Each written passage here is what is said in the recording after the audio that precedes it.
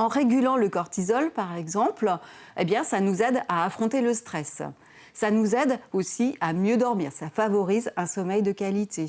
En régulant aussi nos pensées, nos émotions, l'activité physique nous permet de réguler notre humeur. Elle nous permet d'avoir confiance en nous, elle nous permet d'être moins anxieux. Un autre exemple, l'activité physique permet la neurogénèse, c'est-à-dire que ça va favoriser en fait le développement de nouveaux neurones, ce qui va stimuler mon cerveau. Donc, je vais pouvoir faire des choix de meilleure qualité, je vais pouvoir être plus attentif, je vais pouvoir avoir une meilleure mémorisation.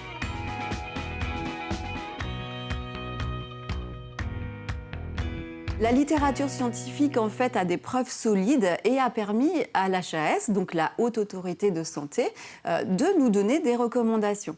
Un enfant, par exemple, devrait, en tous les cas, faire au moins 60 minutes d'activité physique par jour. Il faudrait un exercice plutôt aérobique, d'intensité modérée à élevée. Pour un adulte, en fait, nous devrions atteindre les 150 minutes par semaine ou 30 minutes par jour. Alors, un petit repère quand même, parce que là, je vous parle d'exercice aérobique. En fait, c'est un exercice sur de la longue durée, on va dire, qui permet en fait une meilleure circulation sanguine via un rythme cardiaque un peu plus élevé et qui vient apporter notre oxygène dans tout notre corps. Une intensité modérée, eh bien, c'est quand j'ai chaud, je transpire un petit peu, mais je peux encore parler quand je fais mon exercice. Par contre, une intensité élevée, au final, eh bien, je transpire beaucoup, j'ai très chaud, mais je ne peux pas parler parce que je suis très essoufflée. Voilà quelques petits repères. Ce qu'il faut se dire, c'est que les recommandations, elles sont là, elles sont bien présentes, mais que ce n'est pas toujours facile d'y aller. Donc, bouger un petit peu, chaque jour un petit peu plus, c'est déjà bien.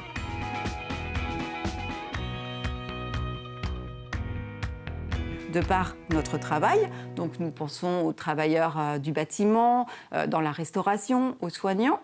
Il y a l'activité physique de déplacement, c'est-à-dire quand nous allons à notre travail en marchant, en vélo. Il y a l'activité physique domestique, et oui, quand nous faisons notre ménage, en fait, nous faisons de l'activité physique. Il y a de l'activité physique de loisirs, donc on pense au jardinage, à la marche. Et enfin, il y a l'activité physique sportive, en fait, où là, l'objectif est vraiment d'acquérir des capacités dans une discipline.